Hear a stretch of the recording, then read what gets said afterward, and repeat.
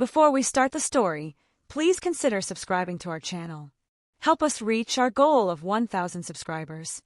The arena buzzed with violence long before the blood hit the sand. Towers of steel and smoke pierced the jaundiced sky, their jagged silhouettes casting long, oppressive shadows across the cracked desert floor. Drones zipped overhead like vultures, feeding live footage to a billion hungry eyes across the galaxy. Down below, an amphitheater carved into ancient rock swelled with noise, cheering, betting, laughing. It was a celebration of agony, where lives were nothing more than spikes on a ratings graph. A battered prisoner shuttle descended in a screaming arc, its thrusters whining as it landed just outside the gates. Dust fountained around the vessel, obscuring the figures that marched out. There were 6 of them, Galactic Mercenaries, hulking and swaggering, their armor painted with kill tallies and personal sigils. Between them shuffled an old man in shackles, hands bound, head bowed. He was an unimpressive sight, gaunt, weathered skin like cracked leather and gray stubble hugging his jaw. A long, faded coat clung to his frame, its edges frayed from 1,000 suns. His left eye was covered by a matte black patch, cracked at the edges. He walked without resistance, not from fear, but the weight of something older than pain. One of the mercs, a sneering brute with scaled skin and a bionic jaw, shoved him forward. "Move it, Fossil. You're up next." The gates opened with a hydraulic groan, revealing Cale Thorne leaning against a stack of weapons crates. He was the arena's handler, a retired ex-Marine with a torso full of scars and a cybernetic arm that never stopped twitching. He watched the group approach with mild disinterest, only perking up when his eyes fell on the prisoner. "Really?" Kyle drawled, shifting a toothpick between his teeth. "You brought me a corpse to entertain the crowd?" The lead merc, a sleek feline-looking woman named Vess, chuckled as she tossed over a data pad. "Not a corpse. Not yet, anyway. But this one's got history. Used to be somebody. Thought we'd squeeze the last bit of juice out of him." Kyle scanned the file. No name listed, just a call sign long since scrubbed from military databases. But the insignia on the old man's forearm gave Kyle pause. A broken scythe over a skull, half obscured by scar tissue. The symbol clicked like a landmine buried in his memory. Kyle's jaw clenched. "Where'd you find him?" "Dust Ring Colony," Vess replied. "Was just sitting at a bar, half-deaf and fully drunk. Thought we were doing the poor bastard a favor." Kyle looked the man over again, his eyes narrowing. "He ever talk?" "Grunted once when Yorick broke his rib." Vess smiled. "That was funny." Cale nodded slowly. "Put him in the pit." The old man didn't resist as they dragged him through the passageway beneath the arena. Flickering, lights bathed the tunnels in pale amber, casting shadows that danced across the rusting walls. Somewhere above, the crowd's roar crescendoed into a frenzied chant. When they reached the prep room, the merc stripped him of his restraints and shoved him forward. He stumbled but didn't fall. Instead, he straightened, slowly stretching, his shoulders working the stiffness from joints long abused. "Want a weapon, Grandpa?" Yorick mocked, tossing a dull blade at his feet.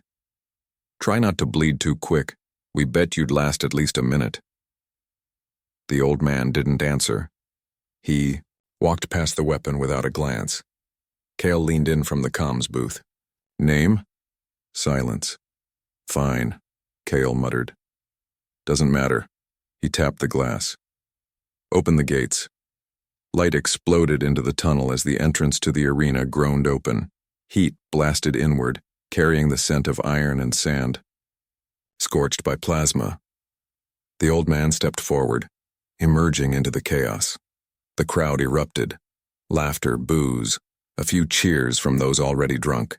The old man stood motionless at the center of the ring, framed by stone spires and the skeletal remains of past competitors.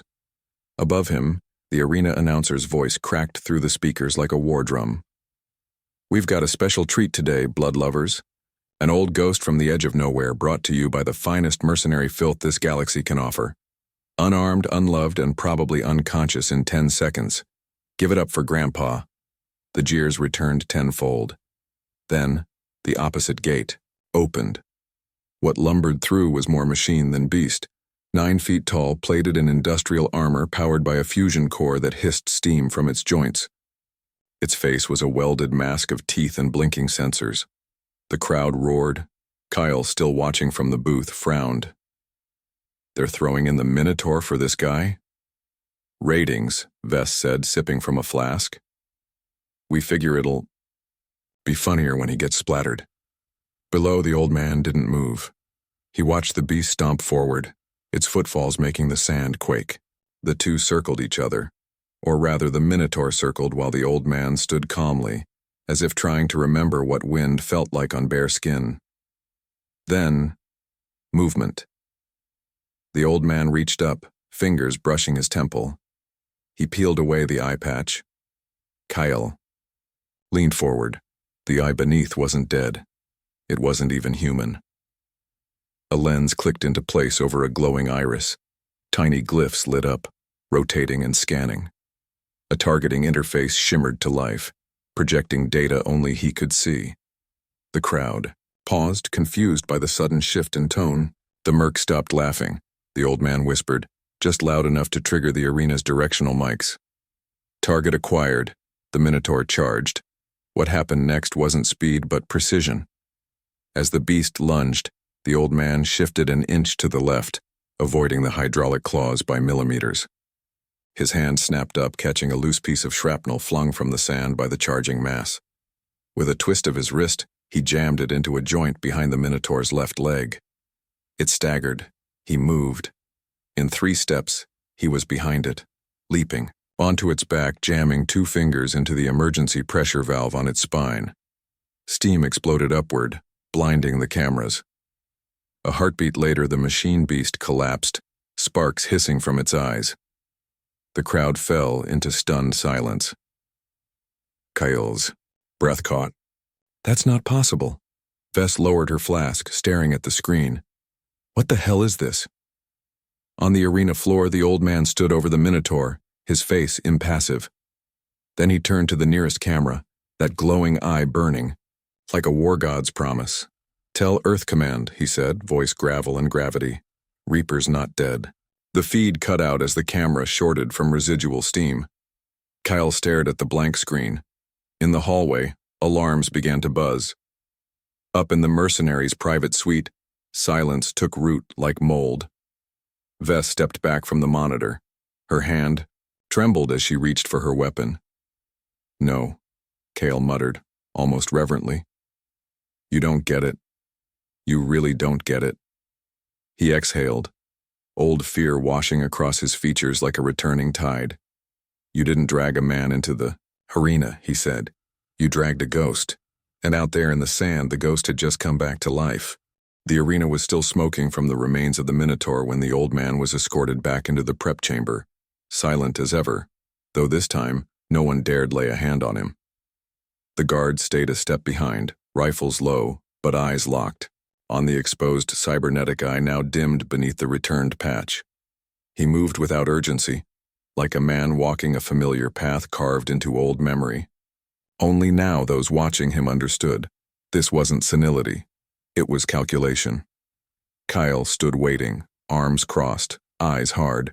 The room buzzed with whispers, guards murmuring theories, techs passing glances like guilt. But none of them stepped closer. You want to tell me who you really are? Kyle asked, his voice low. The old man sat on the edge of a steel bench. He didn't look up. You already know. Kyle's jaw flexed. He remembered the briefings from decades past, back when Earth still had teeth in the galaxy. Ghost ops. Silent assassins with zero ident. Only whispers, call signs. Reaper. That one had turned planets into graveyards. You died on the Varnak front, Kyle said. They said your dropship vaporized, no retrieval. That's what they needed people to believe. And now you're here, Kyle said, voice tightening. Why? The old man didn't answer. But his fingers, calloused and cracked, moved, as if retracing something invisible. Kale knew better than to press further. Men like this didn't share unless it served a purpose. Back in the viewing suite, the mercenary crew was unraveling. Vess paced while Jorik hurled a chair into a wall monitor, fracturing the screen. "He's supposed to be dead," Jorik barked, jaw motors grinding. "We were told he was finished." Vess didn't answer. Her eyes stayed glued to the remaining screen, replaying the footage again and again. The precision, the calm, the way Reaper dismantled the Minotaur like he was disassembling an old rifle. "He wasn't supposed to be on that colony," she murmured. "That was just a recon post, nothing important." Jorik sneered. "Nothing important doesn't move like that." They'd been given a contract, delivered anonymously through encrypted channels. High reward, no questions. Drag an old man to the Gorgon arena and make sure he didn't walk out.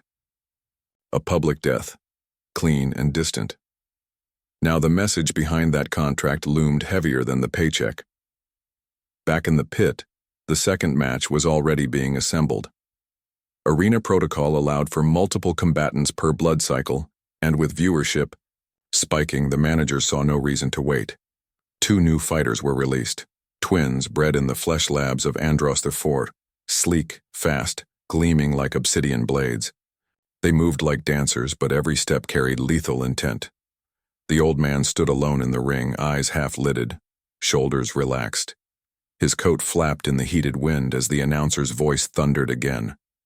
And back by very popular demand, Grandpa Grimm himself, taking on the Scar twins. "Grown for speed, engineered for pain. Let's hope he doesn't croak before they warm up." The gate slammed behind the twins. No weapons were dropped this time. The audience demanded a fair fight, but in Reaper's case, fair was a lie. No one believed anymore. The twins didn't wait. They surged in tandem, one from the left, the other flanking the right. A blur of curved blades and coiled muscle. Reaper moved like he saw the strikes a second before they came. He ducked low, letting the first blade skim harmlessly over his back. A knee came up, cracking one twin's jaw. As the other slashed, he rolled under, swept the leg, and drove an elbow into a nerve cluster behind the neck. The twin spasmed. Reaper took the falling body's momentum, pivoted, and hurled it into the other, crashing them both into the spire wall. Dust and blood exploded into the air. The crowd's silence this time wasn't shock. It was awe. Reaper looked up, scanning the drone hovering above him. A faint red glow flickered behind his patch, recording, calculating, broadcasting. He wasn't just fighting. He was sending a message. In the viewing booth, Kale turned to the arena operator. "Pause the next round. I need 5 minutes with him alone." The operator hesitated. "Boss says numbers are spiking. They want him fighting until he bleeds out." Kyle didn't blink. "He's not bleeding. And if we don't find out why, he's here. We might all be dead before this match ends." The operator swallowed and hit the lockdown. Kyle descended into the holding chamber again. The door slid open with a groan, and he stepped inside, where Reaper was already sitting, legs crossed, silent. "I looked you up," Kyle said. "Pulled old Earth Black files. Most of them were redacted. The ones that weren't, they read like ghost stories." Reaper didn't respond. "You were there for Varnak, Kepler Massacre, Operation Hollow Sky, places that shouldn't even exist on record." Reaper glanced up. "I was. And then you vanished," Kale said. "Until now." Reaper's voice was slow, like gears grinding to life. "Earth Command scrubbed us. Said we were too dangerous to keep on payroll. We were assets. When they didn't need us, they deleted us." Kale frowned. "That's why they let you die. Out there?" "They didn't let us," Reaper said. "They arranged it." Silence pressed between them like steel. Reaper continued, his voice colder now. "But they missed me. I went dark. Spent years tracking down every name on the approval chain, one by one." Kyle's breath caught. "And now? There's one left," Reaper said, standing. "He runs his deals through Merc proxies, cartels, paid them to find me. Deliver me somewhere public where I couldn't escape, where they could watch me die." Kale exhaled. "And instead, they gave you a stage." Reaper looked him in the eye. "Now I'm done hiding." Upstairs, Vess received a transmission. It was short, heavily encrypted, but the meaning was clear. Contain the asset. Arena lockdown authorized. No survivors if compromised. Her face went pale. Earth Command? Jorik asked, seeing her expression. Vess nodded slowly. They know he's alive, and they're panicking. Jorik reached for his rifle. Then let's finish this, like we were paid to. But Vess wasn't so sure anymore. They weren't dealing with a bounty target. They were dealing with a relic of war so lethal entire planets still bore his signature, in ash. She wasn't sure a rifle would be enough. Down in the arena, the gates opened again, not by order, by force. Screams followed. Kyle spun to the monitors. What the hell? From the northern passageway, someone had overridden the doors. A creature, not part of the arena roster, emerged, 12 feet of muscle and steel, reeking of off-world bioweaponry. Its head was armored like a beetle's carapace, and its breath melted stone. Reaper tilted his head. Wasn't on the program. Kale muttered. Reaper said nothing. He walked forward. The beast struck first. Fast. Massive claws sweeping toward him with the force of an avalanche. He sidestepped the swing, palm bracing against the forearm, letting the momentum carry it past. In one fluid motion, he slammed his heel into a pressure joint near the knee, making the creature buckle. It roared. He mounted its back, slid a spike of scrap metal between armor plates, and twisted until hydraulic fluid erupted like blood. Creature writhed. Reaper jumped off as it collapsed, heaving, twitching. Kyle didn't speak. He couldn't. The crowd did not cheer this time. They watched, transfixed. Reaper stood alone again in a ring of broken machines and bleeding monsters. The sand beneath him shimmered red. Above, a long dormant comm line flickered to life in Kale's control booth. A voice came through, distorted and cold. This is Earth Command. Kale didn't respond. You are ordered to terminate Asset Reaper. Immediate compliance required. Drone strike en route. Kale looked down at the man in the arena. Reaper was already staring up at the drone as if he heard the words spoken across encrypted bandwidth. Kale reached for the console. He didn't trigger the strike. He disabled the comms, and in that moment, a choice was made. Whatever was coming next, Earth would have to answer for it, and Reaper wasn't finished. Not yet. Night on Gorgon Prime didn't fall. It collapsed. The atmosphere choked out the stars and replaced them with static from orbital interference. The arena, still lit from the day's bloodshed, pulsed with floodlights that painted everything in, a sickly amber. Outside its walls, a perimeter of mercenaries, dozens, then hundreds, began to form. They weren't there for crowd control. They were there to contain a legend. Inside the operations tower, Kale moved with purpose. His cybernetic arm hummed as he slid data cores from encrypted lockers, feeding them into an old terminal that hadn't been accessed in years. Security footage, combat logs, transmission records. He wasn't pulling these for command. He was pulling them for Reaper, because he finally understood. Reaper hadn't come here to win. He'd come here to be seen, to make the whole galaxy remember what Earth Command had tried to bury, the past, and what it looked like when it refused to stay dead. In the lower levels, Reaper stood beneath a humming vent, washing blood from his hands with recycled vapor. The arena medics had tried to offer aid after the last fight, but he'd refused, not because he was uninjured. His ribs were cracked and his right leg dragged slightly, but because he didn't trust the syringes they held. He stared at the reflection of his face in a broken piece of glass. The eye beneath the patch had long since gone dim again, its power cycling in sleep mode. He didn't need it now. From behind, footsteps approached. Kale entered carrying a small case. He opened it to reveal a black gauntlet, matte plating laced with magnetic coils and neural sync ports. This was yours, Kale said. Pulled it from archives downstairs. They never cleared the inventory after they scrubbed your name. Reaper looked at it for a long moment, then reached forward and slid his hand inside. The gauntlet hissed to life, plates clicking into place as it recognized its owner. The neural link buzzed along his spine. The old familiarity returned, a ghost sliding back into his bones. You planning to walk out of here? Kale asked. I'm not walking out, Reaper said. I'm pulling them in. Kale's brow furrowed. Who? The ones behind the contract, Command's puppets, the man at the end of the chain. He flexed the gauntlet, feeling its weight. He's coming here. Why? Because I made him, Reaper said. He wanted me executed publicly, quietly. But now the galaxy knows I'm still breathing, and he can't allow that. Cale frowned. You think he'll show up in person? He'll send everything short of a warship, Reaper replied.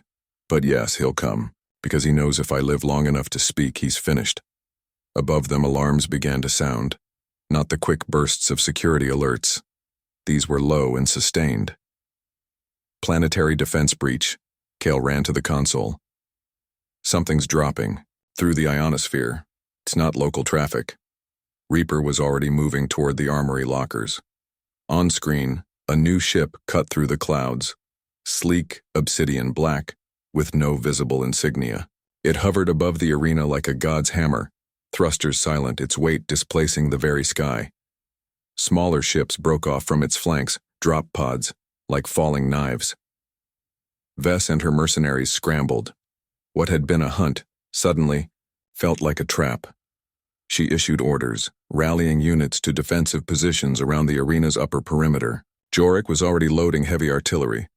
Inside, Cale brought up the tactical map. 25 incoming pods, full loadouts, heavy armor, tactical AI drones.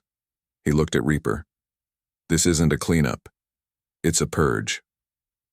Reaper slid, a combat blade into a shoulder sheath. That's because I left him no choice. Who is he? Cale asked. The man behind all this?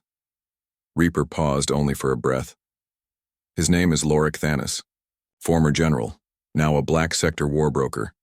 He was head of Division 13, our division. When Earth Command shut us down, he sold the survivors into experiments, bioweapons testing, slavery. Cale stared. He profited off his own soldiers. Reaper nodded. I tracked him for years, always a step behind. Until now. A violent tremor rocked the compound as the first drop pods landed outside the arena walls. Smoke and fire plumed into the sky, bathing everything in red. Kyle slammed the console. They'll level this entire zone. Civilians, tech crew, medics, doesn't matter. Then we get them out, Reaper said. Open the south tunnels, evacuate everyone. And you? Cale asked. Reaper stepped toward the access shaft that led directly to the center of the arena. I'll be right where he expects me to. B. As evacuation alarms blared, the arena emptied like a sinking ship. Civilians trampled each other for the exits while crew members dumped gear and tech drives into transports.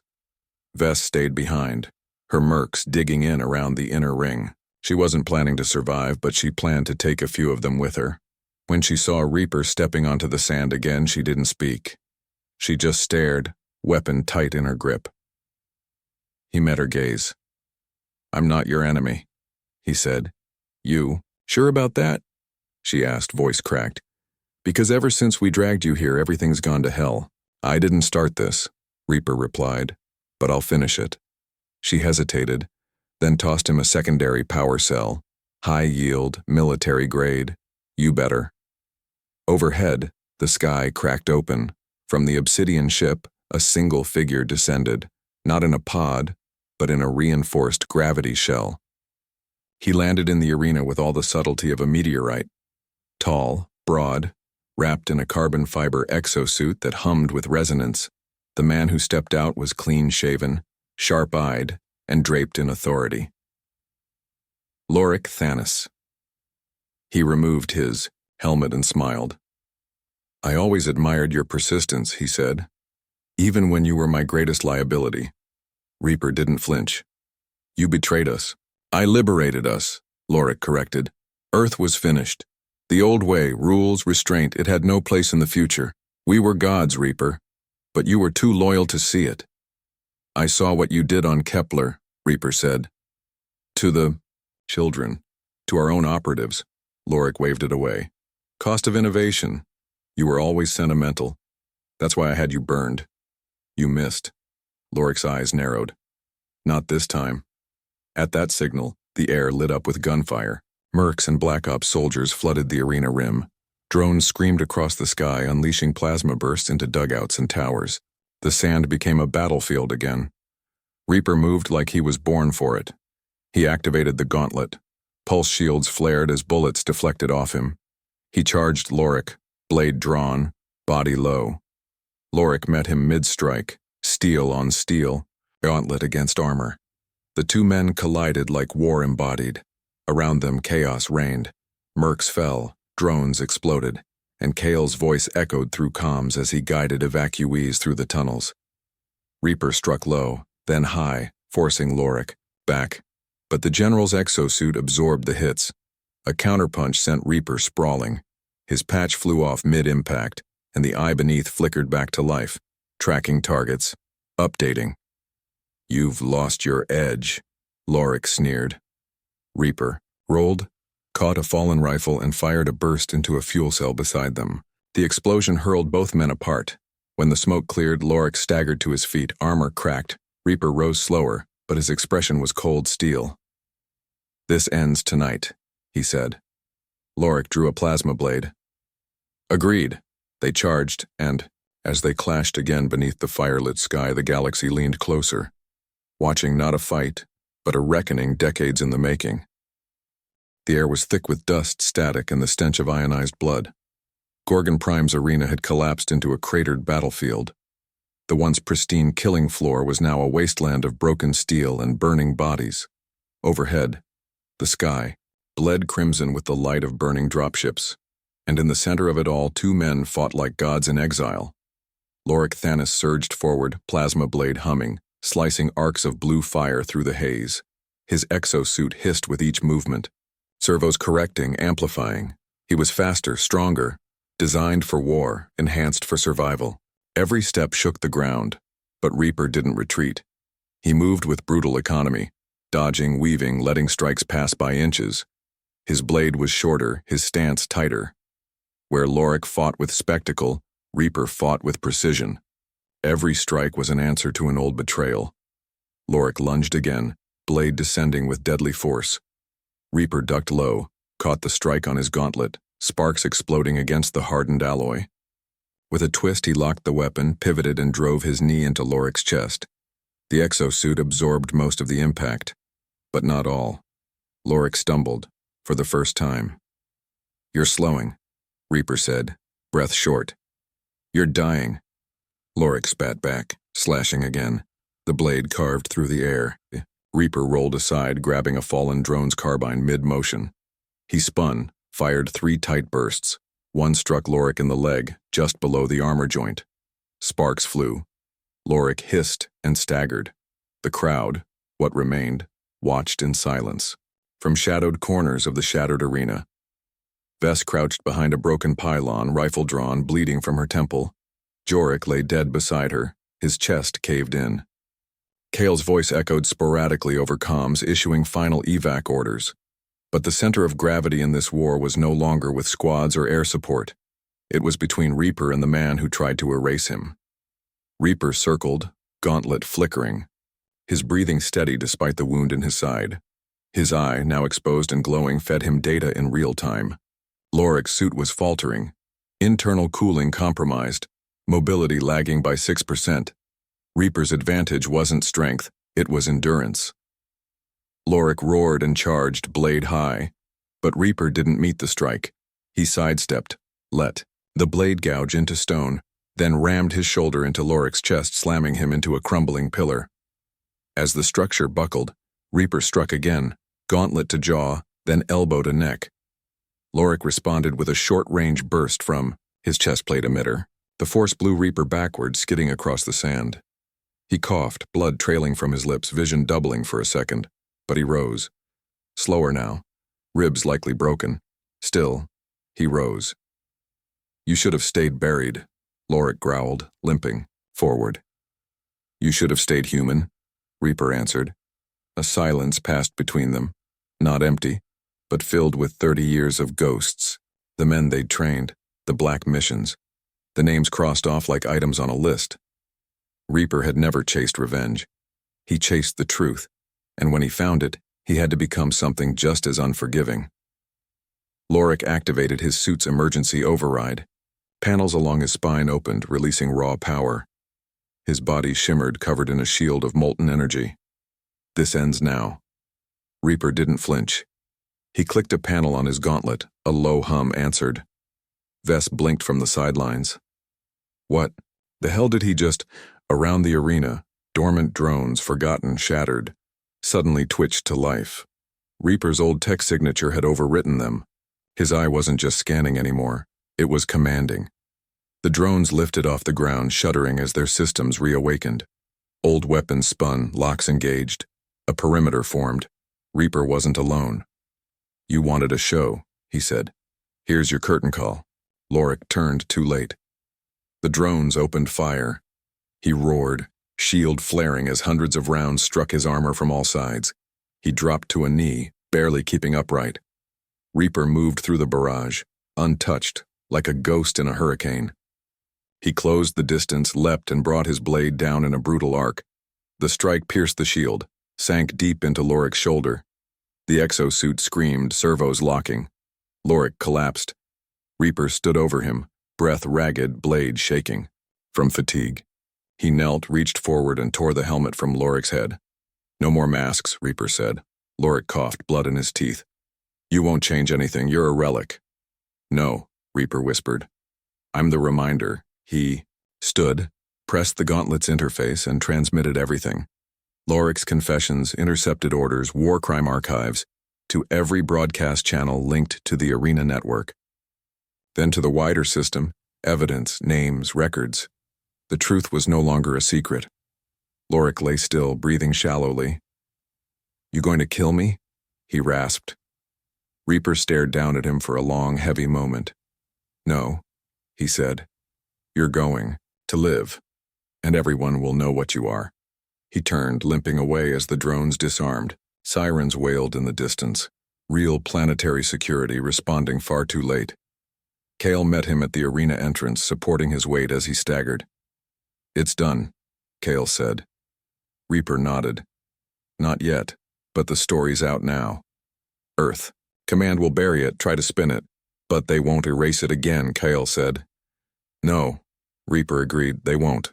Behind them, Vess emerged from the rubble, rifle slung, watching Reaper like someone seeing the sunrise for the first time after a long night.